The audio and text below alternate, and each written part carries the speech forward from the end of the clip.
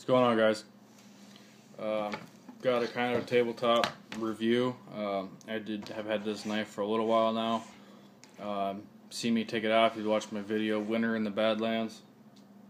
I did some kind of light testing on it. I didn't trust it all the way. Maybe with time I'll build that trust with this knife. The knife company, the knife brand, I have complete trust in, which is kind of contradicting statement, but it's just something about this knife. I don't know. Maybe it's because I'm used to that Ontario SP50 and out in the woods, and it's a lot heavier, it's a lot thicker. So anyway, it's Kray-Ex sheath. A lot of you guys know that have cold steel know about these sheaths. I have another knife coming. I'll give you a cheat and I'll tell you I got another cold steel knife coming.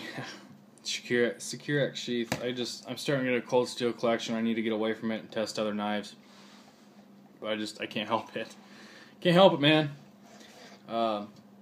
Excellent sheath. It does have a drain drain slot. Paracord lashings, these rivet grommets. Even these slots make good use out of the paracord for lashing. I did have some issue with that drain hole got packed with snow, and then it got warm, and then I got cold again, and then obviously turned into ice. Didn't want to let the snow drain out that was in here, and I did leave the knife in here knowing that there was snow in it. Why would you do that? Oh, it's abuse, oh, that's neglect. No, it's not. It's testing the gear that I need to test. This is actually, don't have this on my pack anymore. Obviously, it's not attached. I have the belt loop back on it. I carry this knife now. Again, contradictory. Trust the company. Something about this knife, and it's a fighting knife. It's not meant for wood processing. Granted, there are a lot of videos of it wood processing with no problem, and people testing it rigorously with no problems. Anyway, back to the sheath. It's got a ballistic nylon belt loop. It's large enough. It is Velcro and button closure, but it's not something you want to put onto your belt with said closure. It's more for taking off. Just don't be lazy. It's actually more effort to put it on your belt this way than to take off your belt and slide it on. And it's got obviously a big enough belt loop to go over the head of your belt, the clasp, and there's no problem going through that. So if you're left-handed or you want to do a cross draw, it's not going to be a problem. Same nylon button snap closure for this. It's kind of redundant due to the fact that this is a pressure sheath. Snaps in there. Not going anywhere.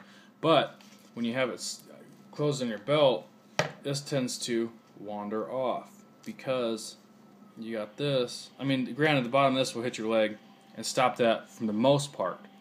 Not all the way. It still wanders off. You can hit it. It twists. This is just, keeps it right there. You don't have to look for it. If you can't, got an attacker or whatever, you got to keep your eyes fixated on that assailant or animal, God forbid, an animal or whatever, and you're sitting here, along your belt trying to find the handle of this knife instead of just going, oh, pop, draw. It's not that hard. Side of that, look at that. It's not lined with anything. It's hard plastic all the way down. Oops. It's not lined with any cloth, any felt or whatever, leather, moleskin. See, that might be kind of a good idea to take this apart, drill out these rivets. I want to keep on calling grommets for some reason. Rivets, and line that with moleskin. Line it with moleskin and then put it back together. That might be a project I undertake. Why? Because, let's see if we can see on the side. Right there. That is why. And this is a carbon steel. Carbon steel's rust. I don't think I got all the rust off of. Let's see if I can find it here. I don't believe I got all the rust off this edge. I may be wrong. Yeah, there's a little bit left on there, but not very much. I mean, one swipe through the work sharp would get rid of that. I just kind of wiped it down with rim oil. Obviously, this is a K-bar fighting knife, USMC design. I like the handle on it. The handle isn't leather wrapped. It's a crayon, whatever. Now, nothing against K-bar's full rounded grip, but this indention gives a nice place to rest your fingers. If that's where they land, that's where they land. I got my ring finger and my pinky land in there, but middle finger, index do not. My middle finger does sometimes. So the fit and finish is good, except for apparently I have maybe I have a low spot in the finish right there. It was, not done the best it should have on this particular knife. Not all of them, just this particular knife, and it rubbed on this hard plastic sheath. I didn't baton anything. Yes, I did chop things, and you can see that's where I chopped with it. Did not hit any wood up here. Did not go through any wood. So the only plausible explanation, is that the sheath is wearing on the finish. I may Duracoat this knife. I really don't want to. I do have to Duracoat some other things, but this is a knife I just didn't really want to do. Wanted to leave it alone. We'll see where it goes. The initial sharpness was good. It's still good after chopping through the wood. Got a piece of paper here. I didn't sharpen it, It's not as sharp as it was, but obviously it's gone through wood.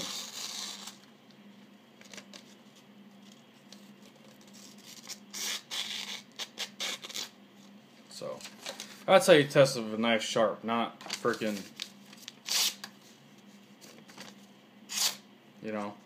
fast draws. Do slow draws. You test your knife a lot more than ripping it through that paper. Real quick, which reminds me, I grabbed this paper. I got a couple shout outs to give. Thank you for subscribing. Nick Pepper, Hunter Moss, Stephen Looney, I hope I'm pronouncing that right, and General Banter. General Banter is another channel. I watched a couple of his videos. I also subscribe to him because it is a good channel. Go out and check him out. Just outdoor stuff, guns, how-tos, running with law enforcement, just different things. Go out and check them out. Tang on this, and I don't have a K-bar. I want to get one, but I don't have one to give you. They're about like that tang, probably about the width of my finger is the size on the tang as far as length that comes through on a K-bar. Just a little bit. It is also, I believe, thicker. Don't know for sure. I know it is longer. Milled steel. It does have thing to note. It has almost like a dowel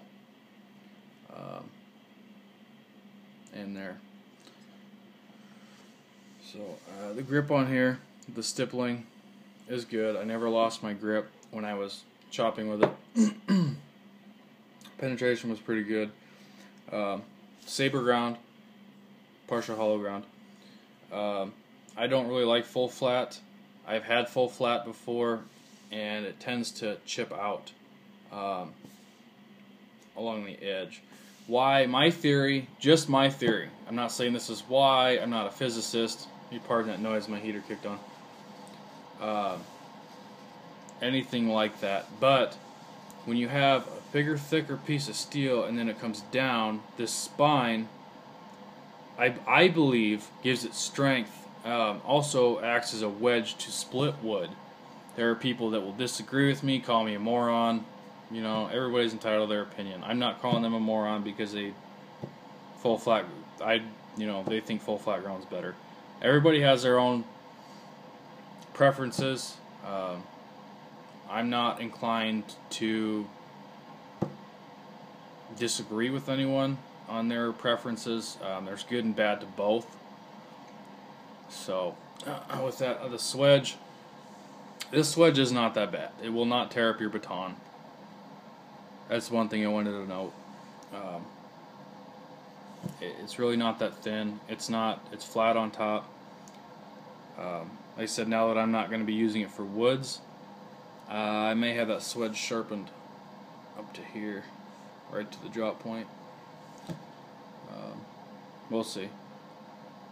So, thanks for watching, guys. I appreciate you guys' views. Stay sharp.